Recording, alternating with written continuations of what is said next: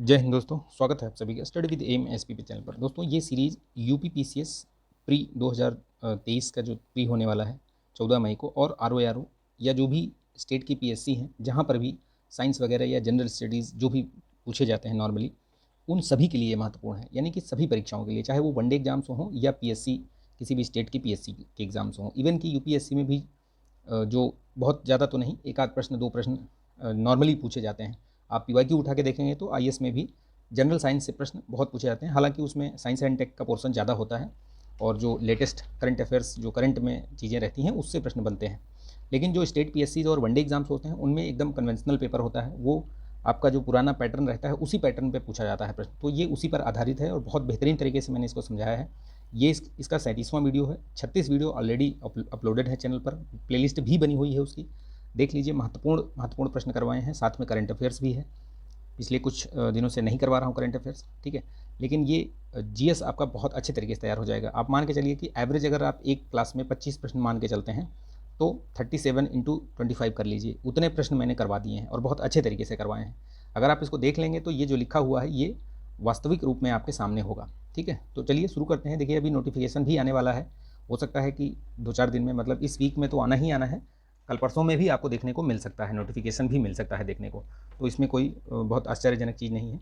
Optional के चक्कर में रुका हुआ था, आज कैबिनेट में शायद ये फैसला भी हो गया है, अप्रूव हो चुका है कि जो वैकल्पिक विषय है वो हट जाएगा, ठीक है। तो हट जाएगा तो बहुत अच्छी बात है। मानविकी के जो छात्र हैं उनके लिए बहुत फ़ायदेमंद होगा। अब सभी के लिए एक बराबर प्लेटफॉर्म रहेगा। सभी अपने अपने दम पर, अपने दमखम पर जीएस तैयार कीजिए और यूपी स्पेशल तैयार कीजिए, ठीक है। ये इन्हीं से ही आपका अब सारा खेला होगा, ठीक है। और वैकल्पिक विषय अब आपको पढ़ने की ज़रूरत नहीं है अगर आप यूपी पीसीएस की तैयारी कर रहे हैं तो, ठीक है। तो चलिए शुरू करते हैं। इस वीडियो को लाइक कीजिएगा, शेयर कर दीजिएगा यार, ठीक है। और चैनल पर नए हैं तो सब्सक्राइब भी कर लीजिएगा। चलिए शुरू करते हैं इसको, ठीक है। तो शुरू करते हैं इसको। देखिए आज का पहला प्रश्न, देखिए इसमें आपको जो पहला प्रश्न है उस हिसाब से देखिए, निम्नलिखित में से कौन सा कथन जो है वो आपका सही है करके पूछा है। तो कृत्रिम रक्त किसी भी रक्त समूह के रोगियों को दिया जा सकता है, ठीक है। दूसरा है कि रक्त का नमूना एक लिटमस पेपर को लाल कर देगा। रक्त में सर्वाधिक मात्रा में श्वेत रक्त कणिकाएं पाई जाती हैं। देखिए जो पहला जो ये है वाक्य, ठीक है, कथन, ये आपका सही है। ओ निगेटिव जो होता है वो उसको बोलते हैं एक तरीके से, मतलब वो आर्टिफिशियल ब्लड होता है, ठीक है। और वो सभी रोगियों को, किसी को भी दिया जा सकता है, ठीक। रक्त का एक नमूना लिटमस पेपर को लाल कर देता है, यानी कि जो ब्लू कलर का अगर लिटमस पेपर है तो वो लिटमस को लाल कर देता है, ऐसा इसमें मतलब बोला गया है। लेकिन ऐसा नहीं है, ठीक है, वो लाल को नीला कर देता है, ठीक है। क्यों करता है वो भी बताता हूँ मैं आपको अभी, ठीक है। और रक्त में सर्वाधिक मात्रा में जो श्वेत रक्त कणिकाएं होती हैं, तो श्वेत रक्त नहीं होती हैं भैया, आरबीसीज होती हैं, ठीक है, रेड ब्लड कार्पल्स होती हैं सर्वाधिक, ठीक है। तो ये चीज़ याद रखिएगा। इसमें जो है तो कौन सा सही है, इसमें अगर देखा जाए तो केवल एक सही है। इसका जो करेक्ट आंसर होगा वो होगा। अब बताता हूँ मैं आपको ये लिटमस पेपर वाला क्या है चक्कर। देखिए कोई भी चीज़ जो भी है, मतलब द्रव्य जो भी है, उसका जो निर्धारण होता है कि वो क्षारीय है, यानी कि वो एसिडिक है या बेसिक है, ठीक है। एसिडिक या बेसिक यानी कि अम्लीय या क्षारीय, उसका किससे किया जाता है। कई सारे तरीके होते हैं। जैसे एक ये लिटमस वाला पेपर होता है, ठीक है। लिटमस का पीएच स्केल तो होता ही है, उसी पर निर्धारित ही करते हैं, ठीक है। लिटमस हो गया, गुड़हल का वो होता है उसका फूल, उससे निर्धारित करते हैं। तो ये सारी चीज़ें होती हैं, इनसे आप अम्लीय और क्षारीय, और कैसे निर्धारित होता है, ये पीएच स्केल होता है, पीएच स्केल बोलते हैं इसको। तो पीएच स्केल में 7 ये न्यूट्रल चीज़ है, न्यूट्रल, ठीक है। इसके जो इस तरफ यानी कि 7 से नीचे 6 पॉइंट जो भी है, 6.9, 8, ठीक है, 6.8, 7 इधर आएंगे, ये क्या है सब, ये सब अम्लीय है, अम्लीय है। और ये क्या करेंगे, ये जो लिटमस पेपर होता है, लाल लिटमस को ये नीले को लाल करते हैं, और ये वाले जो क्षारीय होते हैं वो लाल को नीला कर देते हैं। यानी कि इधर लाल से नीला हो जाता है और उधर क्या होता है, उधर नीला से लाल हो जाता है। यानी कि अगर वो क्षार है तो लाल को क्या कर देगा, नीला कर देगा। वही यहाँ चीज़ बोल रहा है, तो उसका मतलब विपरीत बोल रहा है। जैसे ये बोल रहा है कि लिटमस पत्र को नीले में परिवर्तित, ये लाल में नहीं नीले में। तो मैंने क्या बताया आपको, लाल से नीला, ठीक है, लिटमस पेपर लाल से नीला आ जाएगा। और इधर अगर मान लो वो अम्लीय है तो वो नीले को लाल कर देगा, ठीक है, नीला से लाल बदल जाएगा, ये याद रखिएगा, ठीक। एसिडिक और बेसिक उसमें जो संबंध समझ में आ गया होगा आपको पीएच वैल्यू का, ठीक। निम्नलिखित में से कौन सा कथन गलत है। अब गलत प्रश्न इसमें पूछा है, कौन सा कथन गलत है, देखिए। तो पित्त रस इसमें बोला है कि पित्ताशय अस्थायी तौर पर पित्त जो है वो संचित करता है। स्टार्च का पाचन जो है वो पेट में आरंभ होता है। तो देखिए पित्त रस का जो स्राव होता है कहाँ से होता है, लीवर से होता है वो, ठीक है। तो इसमें करेक्ट आंसर क्या होगा, वो केवल 2 सही होगा, ये वाला गलत है, ठीक है। स्टार्च का पाचन पेट के मतलब आंत में पेट में आरंभ होता है ये, ठीक है, वहीं से प्रारंभ हो जाता है इसका। लेकिन वो पहला जो है वो गलत है, लीवर में उसका जो स्राव होता है, सिक्रेशन बोलते हैं ना उसको, सिक्रेटेड फ्रॉम लीवर, ठीक है। और कहाँ स्टोर कहाँ पे होता है, पित्ताशय में होता है, ठीक है। गाल ब्लैडर जिसको बोलते हो ना, पित्ताशय, ये देखिए पित्ताशय, ठीक, गाल ब्लैडर में। तो ये समझ लीजिए आप, अस्थायी तौर पे नहीं, स्थायी तौर पे ही होता है वो, ठीक है। ये यही इसी की वजह से जो फैट होता है उसका पाचन प्रारंभ होता है, ठीक। चलिए, बहुत ज़रूरी चीज़ है ये, साइंस वाले जो क्वेश्चन आते हैं ना वो बहुत एकदम मतलब सिंपल से होते हैं, थोड़ा कॉन्सेप्ट होता है उसमें, लेकिन ये है कि बहुत जनरल चीज़ें होती हैं, ठीक है। अगर आप उनको कर ले जाते हैं तो 15 से 18 क्वेश्चन आते हैं यूपीपीसीएस में। जनरल साइंस को हल्के में मत लेना आप, ठीक है। लूसेंट की बुक है जीके वाली जो है, उसको पूरा एकदम घोट के पी जाइए, ठीक। आप जो लूसेंट जीके की मैंने बताया है, जो स्ट्रेटजी वाला वीडियो, उसमें देखिए, आपको मैंने बताया है, वो सारा आपका कवर हो जाएगा वो, ठीक है। रक्त आतंचन यानी थक्का बनाने के लिए, ब्लड जो बोलते हैं ना कि थक्का बनाने के लिए कौन सी विटामिन की भूमिका होती है, तो जो ये विटामिन है ना, विटामिन के, इसकी भूमिका होती है रक्त का थक्का जमाने में। कहने का मतलब ये है कि अगर विटामिन के नहीं हो तो जो ब्लड, जैसे आपको कहीं चोट लगती है तो देखिए पहले ब्लड, अगर बहुत भयंकर चोट ना लगी हो, ठीक है, तो ब्लड निकलता है धीरे धीरे धीरे, वो सूख जाता है, सूख के फिर क्या होता है, वो जम जाता है। तो वही है, वो थक्का जम जाता है उसका, ठीक है, और ब्लड अपने आप बंद हो जाता है। लेकिन मतलब भयंकर चोट ना लगी हो वैसे, ठीक है, नहीं तो बहुत ज़्यादा चोट लगती है तो फिर नहीं होता। लेकिन ये है कि वैसे नॉर्मली अगर कहीं कट जाए तो धीरे धीरे वो मतलब थक्का जमता है, फिर बंद हो जाता है। तो ये विटामिन के है, ठीक है। इसका जो वैज्ञानिक नाम या केमिकल नेम याद रखिएगा सबका, जैसे ये रेटिनॉल है, ठीक है, इसका नाम याद रखिएगा क्या है, रेटिनॉल। बहुत प्रश्न पूछा जाता है यूपीपीसीएस में, एक क्वेश्चन ये विटामिन से संबंधित रहता ही है। आप प्रीवियस जो PYQs हैं उठा के देखिए, एक प्रश्न आपको इसमें से ज़रूर मिलेगा, 2 भी मिल सकता है, 2 भी मिल सकता है आपको, ठीक है। तो ये रेटिनॉल हो गया, ये इसका नाम याद रखिएगा। विटामिन डी जो है वो कैल्सीफेरॉल है, और के जो है वो फाइलोक्विनॉन है, ठीक है, फाइलोक्विनॉन, ये दोनों का नाम याद रखिएगा। और विटामिन बी के तो अलग अलग नाम हैं, ठीक है, कई सारे नाम हैं, B1 B2 जो भी है, थायमीन हो गया, ठीक है। तो इस तरीके से नाम है उसमें कई सारे, मैंने एक वीडियो भी बना रखा है ताबड़तोड़ वाली सीरीज़ में, देखिएगा विटामिन से संबंधित एक वीडियो बना रखा है उसमें, जैसे थायमीन हो गया, राइबोफ्लोविन हो गया, नियासिन हो गया, ठीक है, ये सब B1 B2 B3 के नाम है। B7 का बाइटिन हो गया, ऐसे करके नाम है, बहुत सारे नाम हैं, मतलब आप उसको देख लीजिए, वीडियो में शेयर कर दूंगा इसमें, इस पर आई पे क्लिक कीजिएगा, मिल जाएगा आपको, ठीक है। ताबड़तोड़ सीरीज़ में देखिएगा, उसमें बहुत सारे जो यही ऐसे ही टॉपिक करवाए ही हैं जहाँ से मोस्ट प्रोडक्टिव टॉपिक है, मतलब यानी कि वहाँ से प्रश्न आता ही है, एक क्वेश्चन तो आपको मिलना ही है उसमें, ठीक है। देखिए अब इसमें विटामिन दिया है और उसमें होने वाले जो बीमारियाँ हैं, रक्तहीन मतलब उससे उनकी कमी से होने वाली जो बीमारियाँ हैं, देखिए जैसे विटामिन सी से स्कर्वी ठीक है, ठीक है। विटामिन डी से रिकेट्स, ये भी सही है। विटामिन ई से ये जो रात यानी कि ये जो बोलते हैं रतौंधी, ठीक है, रतौंधी, ये रतौंधी नहीं होती है, ये ए से होता है, ठीक है, विटामिन ए की कमी से। तो ये याद रखिएगा। विटामिन ई से जो है ये बांझपन वाला जो है उसका प्रॉब्लम है ये, ठीक। तो ये याद रखिएगा, इसमें ये वाला गलत है।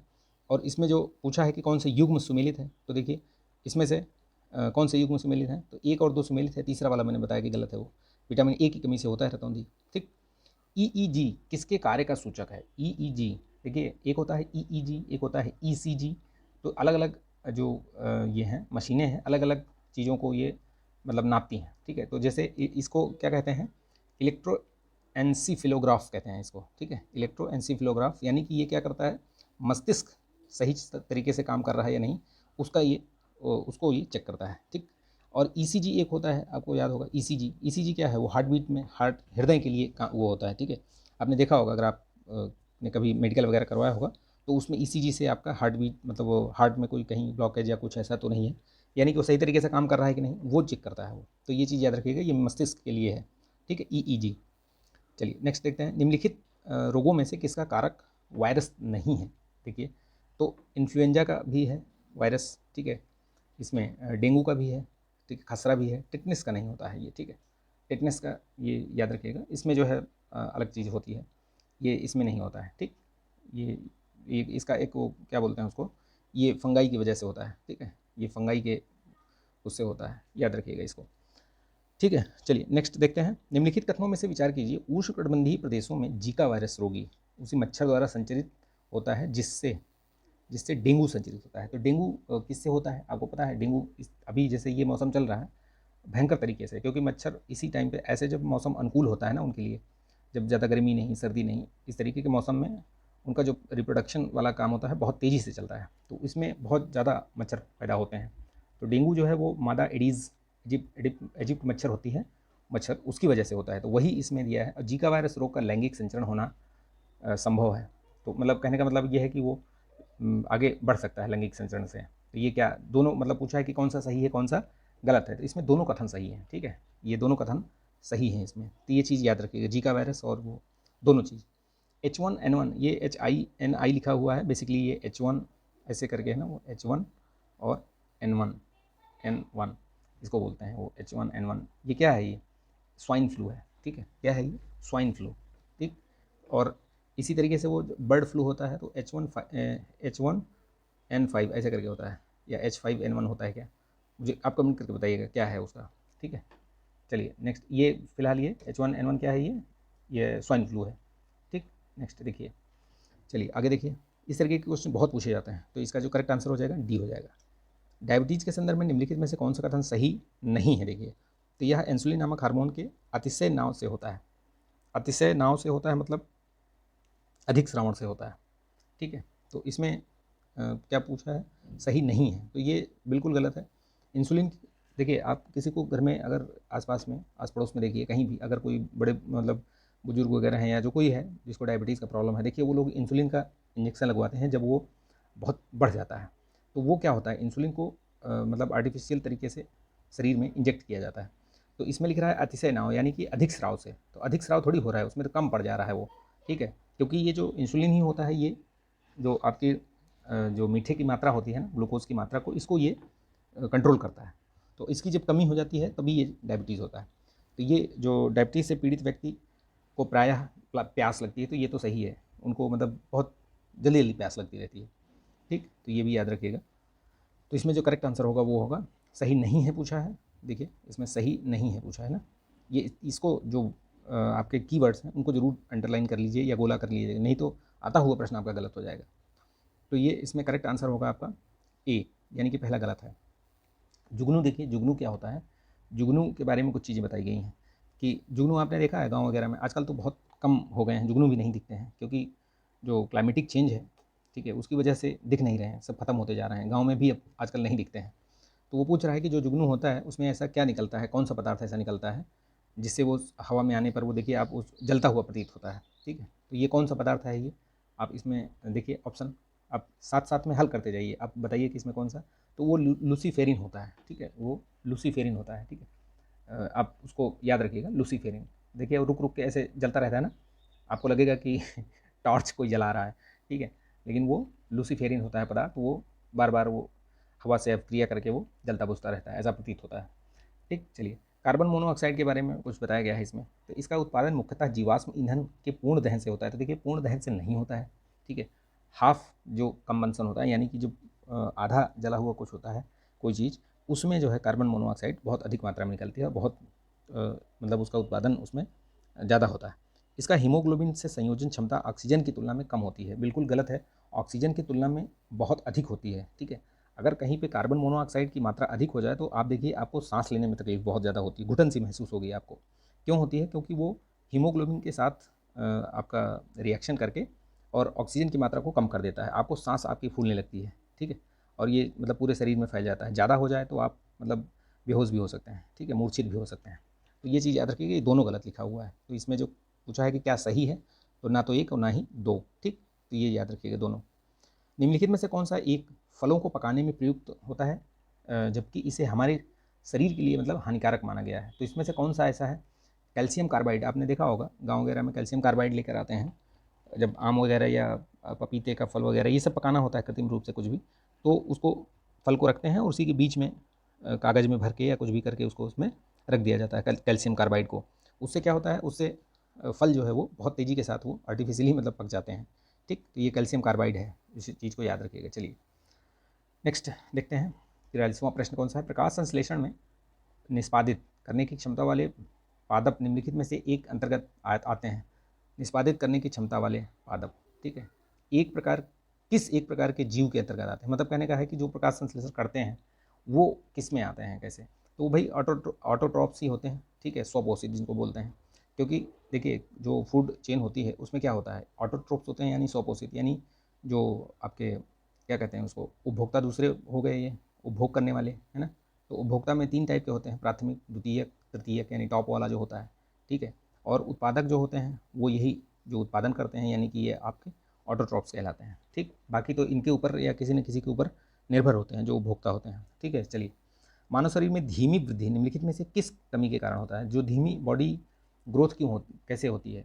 आप देखिए किसी भी बच्चे को या बड़ों बड़ों को भी बोला जाता है कि आप प्रोटीन, मिनरल्स, ये सब चीज़ें आप मतलब मैक्सिमम लीजिए, क्या बोलते हैं, डॉक्टर भी सलाह देते हैं कि आपके मतलब बॉडी में प्रोटीन की मात्रा कम हो गई है। देखिए जो बॉडी बिल्डिंग वगैरह करने जाते हैं, बॉडी बिल्डिंग, वो देखिए प्रोटीन वाला पाउडर जो है वो मतलब प्रोटीन सप्लीमेंट ज़रूर लेते हैं। वो क्यों लेते हैं, क्योंकि बॉडी का जो शेप होता है ना, वो सब निर्धारित करता है, वो प्रोटीन पूरा आपका डिसाइड करता है मसल्स वगैरह बनाने में। तो जो जितने भी आपके बॉडी बिल्डर देखते हैं वो सब ये सप्लीमेंट लेते हैं, देख लीजिएगा। तो ये प्रोटीन है जो आपकी बॉडी निर्माण में काम सहायक होता है। कॉड लीवर तेल में विटामिन डी अधिक मात्रा में पाया जाता है, ठीक है। तो कॉड लीवर क्या है, ये मछली, ये तेल जो है मछली से प्राप्त किया जाता है बेसिकली, ठीक है। तो ये याद रखिएगा, कॉड लीवर बेसिकली वही पूछा है इसमें। अगर कोई ये पूछे कि विटामिन डी का स्रोत, ऐसे भी पूछा जा सकता है प्रश्न कि विटामिन डी का स्रोत जो है, विटामिन डी का स्रोत इनमें से क्या है, तो ये सीधे सीधे पूछ लेगा, ये वाला ऑप्शन दे देगा आपको, कॉड लीवर तेल। तो ये याद रहना चाहिए, पता रहना चाहिए। कॉड लीवर समझ के कुछ पता ही नहीं चल पा रहा है कि है क्या, गलत लगा के आ जाओगे, ठीक। विटामिन सी का सबसे प्रचुर जो स्रोत है कहाँ पे पाया जाता है, देखिए जो आंवला होता है ना, आंवले में बहुत भयंकर तरीके से विटामिन सी पाया जाता है, ठीक है, ये याद रखिएगा, ठीक। चलिए नेक्स्ट देखते हैं, किसके अभाव के कारण रतौंधी होती है। अभी ऊपर ही मैंने बताया था आपको, विटामिन ए जो होता है रेटिनॉल की कमी से, है ना, उसकी कमी से रतौंधी गजब मतलब खतरनाक बीमारी है।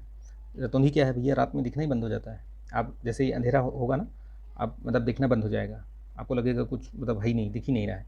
तो बड़ी खतरनाक बीमारी है ये। आप इमेजिन करके देखिए, आप पूरे दिन देखते हैं और शाम होते ही आपको मतलब दिखना बंद हो जाता है। इसके ऊपर एक मूवी भी बनी है, कुछ कादर खान या किसी कॉमेडियन की एक मूवी भी है, मुझे नाम याद नहीं आ रहा है। उसमें है वो पूरे दिन उसको दिखाई देता है, शाम होते ही उसकी आंखों की रोशनी चली जाती है, ठीक है। तो देखिएगा, कमेंट करके बताइएगा अगर किसी को याद है वो मूवी तो। मसूड़ों के रक्तस्राव, दांतों का गिरना, अस्थियों का भंगर होना, घाव भरने में देरी, ये सब चीज़ें जो हैं वो किस विटामिन की कमी से होती हैं बेसिकली, ठीक है। वो ये जो चीज़ें हैं वो आपकी सब विटामिन सी जो होती है ना, विटामिन सी, इसीलिए बोलते हैं डॉक्टर्स वगैरह सलाह देते हैं कि साइट्रस फ्रूट ज़्यादा खाइए आप। कभी जैसे अगर आप फ्रूट्स खा भी रहे हैं तो जो साइट्रस फ्रूट होते हैं, साइट्रस फ्रूट मतलब जैसे आपका संतरा हो गया, आंवला हो गया, ठीक है, मौसम्मी हो गया, है ना, ये सब फ्रूट खाने चाहिए। ये सब में क्या है, विटामिन सी जो है भरपूर मात्रा में मिलता है।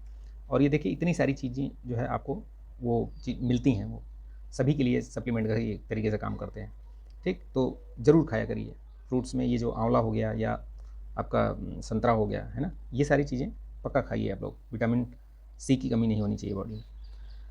कार्बोहाइड्रेट मनुष्य के लिए ऊर्जा का एकमात्र स्रोत होता है, ठीक है। कार्बोहाइड्रेट मनुष्य के लिए ऊर्जा का एकमात्र स्रोत होता है।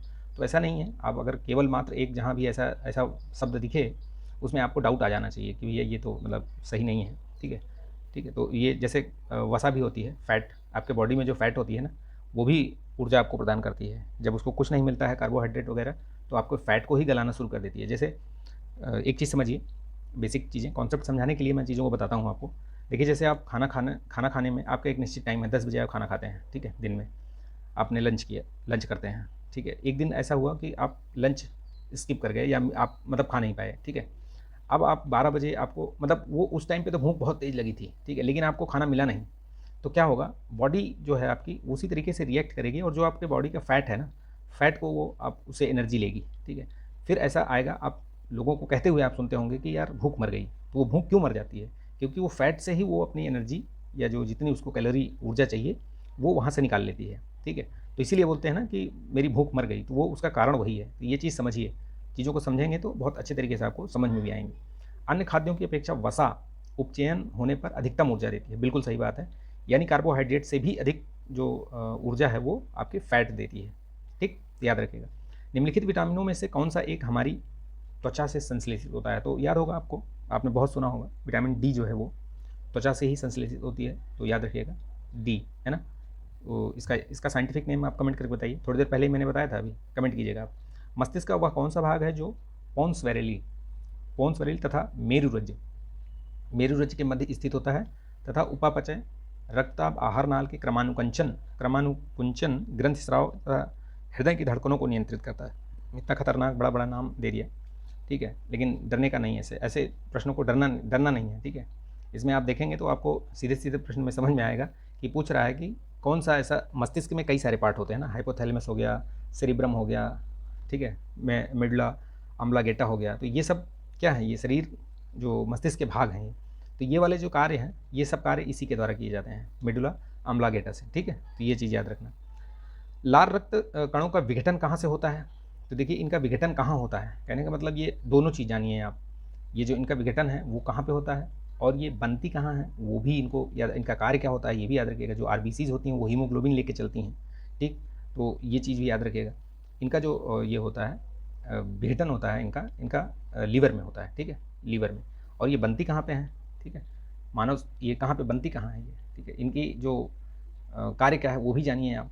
इनका लगभग 24 घंटे ये होता है, लाइफ साइकिल जो है ना वो 24 से 30 घंटे के आसपास होता है, ठीक है, बहुत ज़्यादा नहीं रहता। लोग ब्लड देने के लिए लोगों को बड़ा मतलब डर लगता है, लेकिन आप यकीन मानिए वैसे ही बन रही हैं, बिगड़ रही हैं, ठीक है। जो आरबीसीज हैं वो बन रही हैं, बिगड़ रही हैं, तो अगर आप ब्लड डोनेट करते हैं तो 24 घंटे में वैसे ही बन जाना है, ठीक है। तो इसलिए ब्लड डोनेट किया करिए। मैंने अभी तक करीब 4 से 5 बार ब्लड डोनेशन किया है, तो डरिए मत आप लोग, बड़े आराम से दीजिए, ठीक है। तो ये याद रखिएगा, इनका विघटन कहाँ पे होता है, तो लीवर में, ठीक, ये चीज़ ध्यान रखिएगा। चलिए चलते हैं इसमें आगे। शरीर में सर्वाधिक प्रचुर मात्रा में कौन सा आयन पाया जाता है, तो इसमें कौन सा आयन है जो शरीर में पाया जाता है। देखिए सबसे ज़्यादा क्या है शरीर में अगर वैसे तो जल है, लेकिन मतलब ऐसे देखेंगे तो हड्डियाँ बहुत सारी हैं ना 206 हड्डियाँ हैं, तो इसमें कौन सा वो पाया जाता है, पता, कैल्शियम पाया जाता है, तो कैल्शियम आयन सबसे ज़्यादा शरीर में पाया जाता है, ठीक है, ये ध्यान रखिएगा। निम्नलिखित कथनों पर विचार कीजिए। तो इसमें देखिए प्रोकैरियोटिक कोशिका का आकार औसतन यूकैरियोटिक के उससे जो है अधिक होता है। यूकैरियोटिक और प्रोकैरियोटिक कोशिकाएं क्या होती हैं, जैसे प्रो से आपको समझ में आएगा, प्रो क्या है जो वो पहले की चीज़ें हो गई, ठीक है, और यू क्या है ये थोड़ा सा अपग्रेडेड वर्जन हो गई। यानी कि प्रोकैरियोटिक और यूकैरियोटिक कुछ मौलिक अंतर होते हैं दोनों में, ठीक है। सेल का कोई एक चैप्टर आएगा तो मैं उसमें आपको सारी चीज़ें समझा दूंगा, ठीक। और दूसरा क्या बोल रहा है, प्रोकैरियोटिक कोशिकाएं यूकैरियोटिक कोशिकाओं से तुलनात्मक रूप से अधिक जटिल होती हैं। तो ये दोनों में मतलब ये उल्टा लिखा हुआ है, इसलिए ये दोनों कथन जो है वो आपके गलत हैं, ठीक है। यूकैरियोटिक कोशिका का आकार औसतन प्रोकैरियोटिक कोशिका के आकार से 10 गुना बड़ा होता है, यानी कि इससे जो है ये इसमें उल्टा लिख दिया है, ठीक है, जबकि ये ऐसे होना चाहिए, यानी कि ये बड़ी होती है, ये बड़ी होती है ना, ये छोटी होती है, ठीक है, जबकि यहाँ पे उल्टा लिखा हुआ है। और दूसरे वाले में प्रोकैरियोटिक जो है वो अपेक्षाकृत सरल होती हैं, जबकि यूकैरियोटिक जो है अधिक जटिल होती हैं। तो ये यहाँ पे उल्टा ही लिख दिया है दोनों में, इसलिए वो थोड़ा सा आपका, भाई यूकैरियोटिक जटिल क्यों होगी, क्योंकि उसमें बहुत सारी अपग्रेडेड वर्जन होंगे ना, तो इसलिए ये जटिल मतलब दोनों गलत हो गए, ये प्रश्न उल्टा लिख दिया है दोनों में, तो याद रखिए डी होगा इसका। हिस्टोन प्रोटीन के बारे में आपको बताना है इसमें से कि कौन सा कथन जो है वो सही है। तो हिस्टोन प्रोटीन के बारे में आप देखिए इसमें से कौन सा कथन सही है, तो ये बी वाला है, पढ़िए। हिस्टोन वे प्रोटीन होते हैं जो डीएनए के साथ संगुणन में केंद्रक में मौजूद होते हैं, ठीक है, तो ये याद रखिएगा हिस्टोन प्रोटीन्स, ठीक है, न्यूक्लियस यूकैरियोटिक सेल्स में पाए जाते हैं, ठीक, ये चीज़ याद रखिएगा। चलिए नेक्स्ट क्वेश्चन देखते हैं। निम्नलिखित कोशिकांगों में से किसमें न्यूक्लिक अम्ल नहीं पाया जाता है। कहने का मतलब है कि कहाँ है जहाँ न्यूक्लिक एसिड वैसे तो लगभग हर जगह पाया जाता है, लेकिन कहाँ पे इसमें बता रहा है कि नहीं पाया जाता है। तो देखिए जो ये जीव द्रव्य कला है ना, इसमें नहीं पाया जाता, जो इसको क्या बोलते हैं, प्लाज्मा मेम्ब्रेन बोलते हैं, ठीक है, क्या बोलते हैं इसको, प्लाज्मा मेम्ब्रेन, ठीक, प्लाज्मा मेम्ब्रेन, इसमें ये नहीं पाया जाता है, बाकी हर जगह पाया जाता है आपका। तो ये ध्यान रखिएगा इस चीज़ को, ठीक है। ये किससे बनी होती है, फास्फोलिपिड बाइलेयर से बनी होती है ये, ठीक है, किससे बनी होती है, फास्फोलिपिड बाइलेयर, है ना, ठीक है। नेक्स्ट देखिए इसमें कौन सा कथन सही पूछा है, तो मोनेरा और प्रोटिस्टा दोनों के अंतर्गत एक कोशिकीय जीव आते हैं, ठीक, और मोनेरा और प्रोटिस्टा दोनों के अंतर्गत यूकैरियोटिक जीव आते हैं, है ना। नील हरित शैवाल मोनेरा वर्ग का प्राणी है, तो इसमें से कौन सा सही है, तो देखिए ये 1 और 3 तो सही है, ठीक है, ये दोनों नहीं आते हैं इसमें, ठीक है, ये चीज़ याद रखिए। ये बेसिकली ये जो वर्गीकरण दिया है ना, किंगडम्स, है ना, वर्गीकरण, एक मिनट, वर्गीकरण, ठीक है, ये क्या किसने किया है, ये वर्गीकरण किंगडम्स का, विटेकर, ये प्रश्न भी पूछा गया है ये, तो ये प्रश्न भी याद रखिएगा, विटेकर, वी टेकर, ठीक है, विटेकर, इनका नाम याद रखिएगा, विटेकर, है ना। तो ये दोनों आप दोनों प्रश्न याद रखिएगा, क्या पता ऐसे ही पूछ ले, पूछा भी गया है आई थिंक, ठीक है। निम्नलिखित में से कौन सा एक सवाल नहीं है, ठीक है, सवाल नहीं है कौन सा, देखिए नील ये भी है, हरा भी आता है, लाल नहीं है, ये लाल भी इसमें नहीं है, बाकी भूरा, भूरा है, लाल नहीं होता है बेसिकली, ठीक है, भूरा तो होता ही है सॉरी, लाल नहीं होता है इसमें, भूरा तो होता ही है, तो ये करेक्ट आंसर हो जाएगा रेड, रेड एलगी नहीं होता है। निम्नलिखित में से कौन सा सही है, सही कौन सा है, देखिए लैंगिक जनन केवल प्राणियों में होता है, तो ऐसा है क्या, लैंगिक जनन केवल प्राणियों में होता है, ऐसा कुछ नहीं है, ठीक है, लैंगिक जनन जो है वो सभी में होता है, प्राणियों में और उसमें दोनों में होता है, ठीक है, तो ये चीज़ याद रखिएगा, ठीक। इसमें मैंने क्या बताया था, इसमें कौन सा एक सवाल नहीं है, ठीक है, ये बेसिकली जो ये है ना, ये नील हरित शैवाल, बेसिकली नीला शैवाल, ये इसमें करेक्ट आंसर होना चाहिए, बाकी तो ये सही है। ये यहाँ पे कुछ शब्द का हेर फेर है, ये ग्रीन, ब्लू ग्रीन एल्गी ऐसे करके, है ना, तो वो थोड़ा सा यहाँ पे कन्फ्यूज़न है, इस क्वेश्चन को छोड़ दीजिएगा, मैं इसको आपको पिन करके बता दूंगा इसको करेक्ट आंसर क्या होगा, ठीक है। नील हरित शैवाल कहा जाता है इनका, लेकिन ये कोई नीला शैवाल नहीं होता है इसका, ठीक है, ये याद रखिएगा।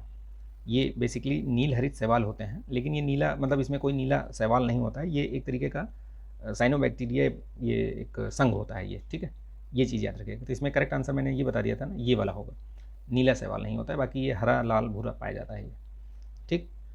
चलिए इसमें मैंने क्या बताया, युग्मनज का निर्माण केवल स्तनधारियों में होता है, जो ओवम होता है, ठीक है, उसका बता रहा है ये। तो ये देखिए दोनों प्रश्न गलत हैं। अगर केवल, एक चीज़ याद रखना, कहीं भी किसी भी कथन में अगर केवल लगा हुआ है तो उस पर थोड़ा ध्यान दीजिएगा, ये वाला जो शब्द है ना, इस पर ध्यान दीजिएगा, ठीक है। ये जहाँ भी लगा है मैक्सिमम टाइम पे ये होता है कि ये गलत होता है, यानी कि अगर केवल लगा हुआ है तो गलत है वो, यानी कि आपको कन्फ्यूज़ करने के लिए ये इस तरीके से दिया हुआ है, तो ये चीज़ थोड़ा सा ध्यान दीजिएगा, ठीक है। चलिए नेक्स्ट देखते हैं, जाइगोट, ये है ना, जाइगोट जो बोलते हैं इसको, युग्मनज, तो जाइगोट दोनों बनते हैं भैया, मनुष्य में भी, मतलब प्राणियों में भी और पौधों में, दोनों में बनते हैं जाइगोट। जाइगोट कब बनता है, आफ्टर रिप्रोडक्शन, ठीक है, फर्टिलाइजेशन, ठीक है, वो चीज़ याद रखिए। द्रव की बूंद संकुचित होकर न्यूनतम क्षेत्र घेरने की प्रवृत्ति क्या कहलाती है, तो इसमें क्या कहलाती है वो प्रवृत्ति द्रव की, ये कहलाती है पृष्ठ तनाव, ठीक, पृष्ठ तनाव बोलते हैं उसको, ठीक है। वो ऐसे आपको दिखेगी ना, गोलाकार ऐसे दिखिए बूंद, वो क्यों होती है, वो पृष्ठ तनाव की वजह से ही होती है, ठीक। तो इस तरीके से मैंने यहाँ पे आपके 30 प्रश्न जो है वो पूरे करवा दिए हैं, बहुत अच्छे तरीके से मैंने समझाया भी है, जहाँ पे कॉन्सेप्ट की जरूरत थी वो बताना अगर कुछ, तो वो भी मैंने बता दिया है, ठीक है। पढ़ते रहिए, PYQs ज़रूर लगाते रहिए आप, ठीक, आप उसको नहीं लगाएंगे तो बहुत दिक्कत हो जाएगी आपको। UPPCS में PYQs का बहुत बड़ा रोल होता है, ठीक है। अगर आप PYQs के नोट्स बना लेंगे ना, पिछले 10 से 12 साल के जो PYQs हैं, केवल PYQs के अगर नोट्स बना लेंगे तो यकीन मानिए, और प्लस इसके साथ अगर आप करंट अफेयर्स पढ़ लेते हैं, करंट अफेयर्स अच्छे से, तो यकीन मानिए कि आपके 95+ क्वेश्चन सही हो जाएंगे, ऐसे ही सही हो जाएंगे आपके, कुछ भी नहीं करना पड़ेगा। जो दुनिया भर की चीज़ें पढ़ना है वो भी नहीं पढ़ेंगे तो भी चलेगा, ठीक है। लेकिन चूंकि हमें मेंस देना होता है, प्री हमें सिर्फ क्वालिफाई करना है, ठीक है, प्री के हिसाब से कोई मेरिट नहीं बननी है, तो इसलिए हम चीज़ों को अच्छे से पढ़ते हैं, ताकि मेंस में जब आंसर राइटिंग करें तो आपके आंसर राइटिंग में वो छिछलापन, वो उथलापन ना दिखाई दे, गहराई नज़र आए, ठीक है, आप लगे कि ये मतलब लिखा हुआ है कुछ, वेट नज़र आना चाहिए, वेटेज तभी नंबर मिलेगा जब आपके उत्तर में मतलब आपका जो उत्तर लेखन जो होगा, आप जो उत्तर लिखेंगे उसमें वेटेज समझ में आएगा। जो नहीं समझ में आएगा आप कि भैया इसमें कुछ नहीं, लगेगा कि बहुत ही हल्का उत्तर लिखा है, तो फिर आपको नंबर भी उसी तरीके से मिलेंगे।